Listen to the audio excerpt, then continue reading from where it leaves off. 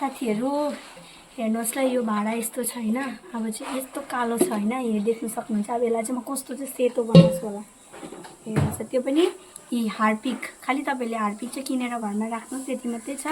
केही मेहनत लाउनै पर्दैन हो देख्न सक्नुहुन्छ अब हेर्नुहोस् है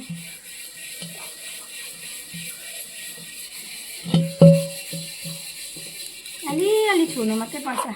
यो डिफरेन्स हेर्नु खै डिफरेन्स देख्दैछ यस्तो देखेको छैन साथी एकैचोटि देखाउँछु तपाईहरुलाई ल साथीहरु हेर्नुहोस् होला यहाँनिर हाम्रो यतापट्टिको बहिनी चाहिँ सक भइरहेछ मैले गरेको देखेर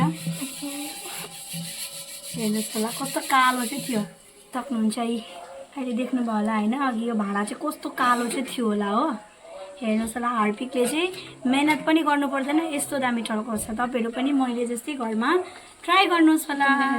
हुन्छ साथीहरु आजको लागि यति नै बाइ काटिदियो